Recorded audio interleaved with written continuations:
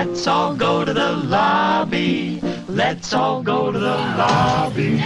Let's all go to the lobby to get ourselves a treat. Delicious things to eat. The popcorn can't be beat. The sparkling drinks are just dandy. The chocolate bars and the candy. So let's all go to the lobby to get ourselves a treat. Let's all go to the lobby to get ourselves a treat. Horror films have been a staple of the cinematic world for over a century now, captivating audiences with their spine-chilling tales. From the silent black and white classics of the 1920s to modern-day horror films, the genre has undergone quite the extensive transformation. In this video, we are going to embark on a journey through the history of horror films, exploring the key trends and iconic movies that have shaped the genre from the 1920s to the present day. The 1920s marked the birth of horror films, with German expressionist cinema leading the way. Films like The Cabinet of Dr. Caligari and Nosferatu introduced audiences to the world of horror. These early films laid the foundation for the genre, showcasing the power of atmospheric lighting, eerie sets, and haunting performances. These were silent films, but that in no way is a disadvantage to them. They use all these techniques to their fullest potential here, and would arguably lose their effectiveness if sound was available at that time. It's a testament to how effective visual storytelling is, and it introduced many techniques that are still used today. It's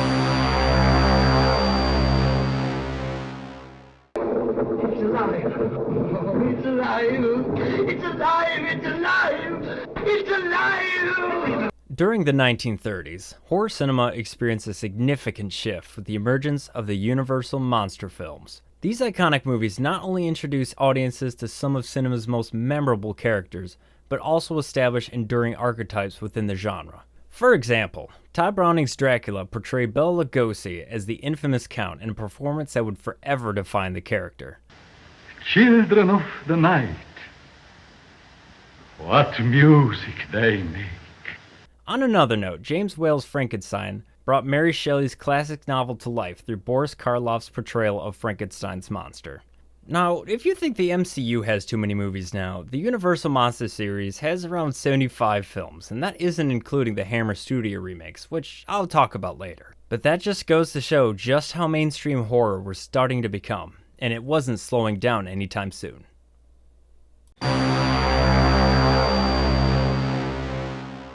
The 1940s saw a shift towards psychological thrillers, with films like Cat People and The Spiral Staircase, exploring the depths of human fears and anxieties. These films relied on suspense, tension, and the power of suggestion to create more of a sense of unease, leaving audiences on the edge of their seats. The Universal monster flicks were still going strong too, and went into what I like to call the Monster Mash era. This is where all the Universal monsters would appear in films together, like Frankenstein meets the Wolfman, and even do a series of Abbott and Costello crossovers. Those are some of my personal favorites, especially Abbott and Costello meet Frankenstein. It's still a riot to this day. Come on, put your shoulder to the head. Hold it tight. Barricade it. He can't get in.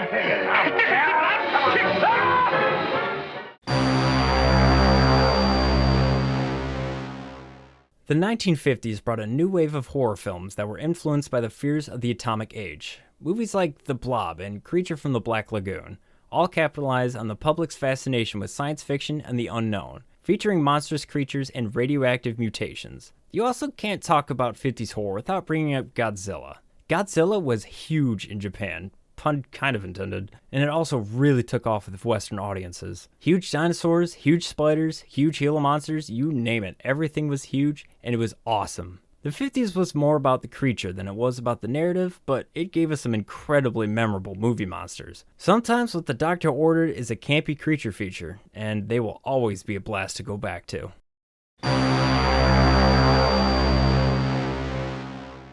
The 1960s marked a huge turning point in horror cinema, with Alfred Hitchcock's Psycho revolutionizing the genre. I'm not even gonna swat that fly.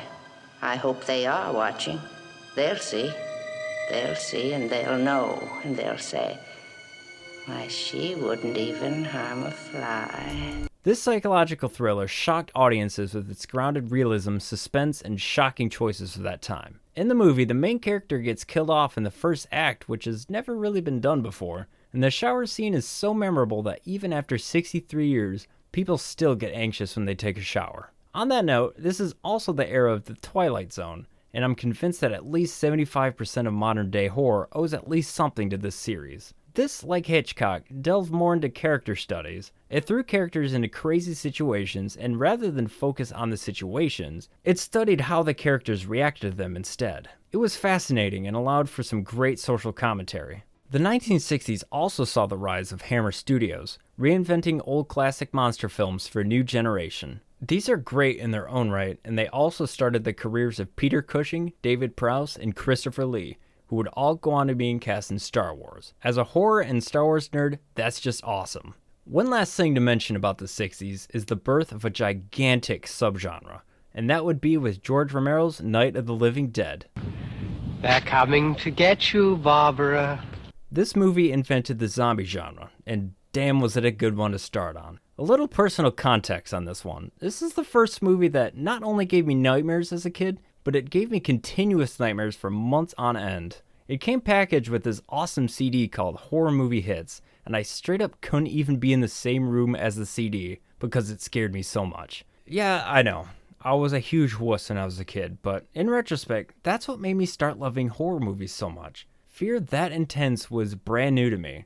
And when you're afraid of something, you want to learn about it. Once I became used to it, I loved that feeling of fear, and I loved learning about all the ways horror films can invoke that same feeling. This era easily influenced my love for film the most, and it will always hold a special place in my heart.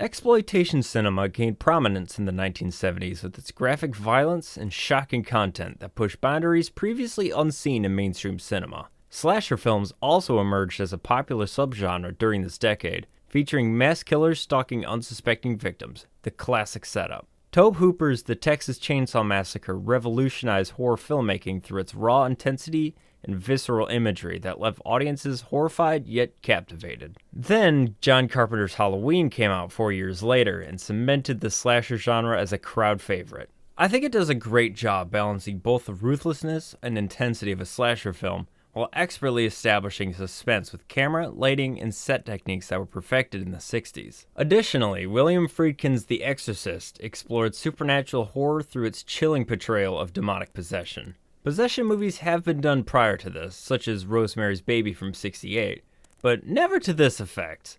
Everything was cranked to 11 here, and even though true perfection doesn't actually exist, this film comes as close as it can possibly get to it. Nobody at that time had ever seen anything so intense, and to this day, many people still claim The Exorcist to be the scariest movie of all time, myself included. This made supernatural horror another subgenre to hit the mainstream, and the supernatural scares were just beginning.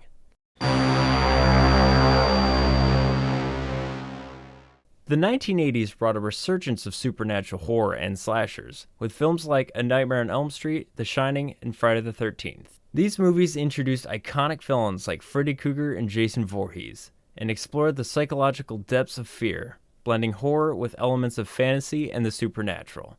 Another film series that I have to mention here is Evil Dead, because I feel like it highly impacted horror films in the 90s. Evil Dead had a rare but perfect balance of horror and comedy. It took itself just seriously enough, but also knew when to have fun with itself.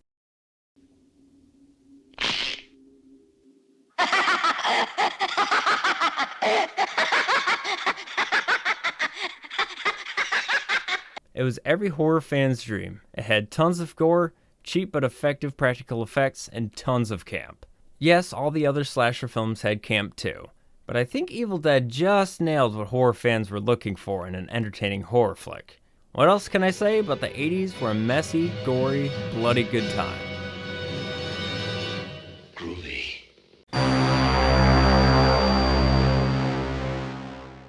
The 1990s saw a shift towards self-aware and meta horror films, with movies like Scream deconstructing the genre and playing with audience expectations. Never, ever, ever, under any circumstances say, I'll be right back. Because you won't be back. I'm getting another beer. You want one?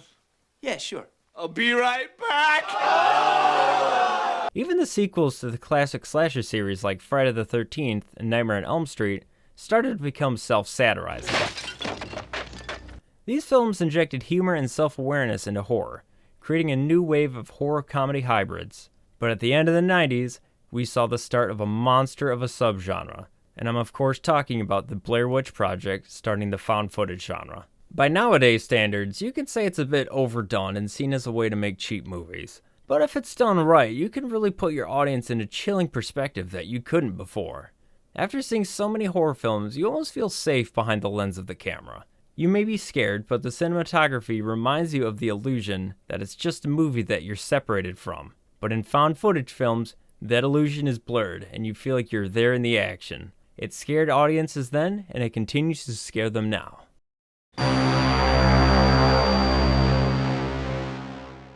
The 2000s and 2010s witnessed the rise of found footage films, such as Paranormal Activity and Cloverfield, which added more of a sense of realism and immersion to the genre. They expanded on what made the guerrilla film techniques of Blair Witch so effective, and with higher budgets and bigger ideas, these movies were able to scare audiences like they never have before. Psychological horrors also saw a spike with movies like Hereditary, Babadook, and The Witch, which explored fears and anxieties, both personal and societal, and further pushed the boundaries of horror storytelling. One final notable genre that started in this generation is the torture genre, sometimes referred to as the torture porn genre.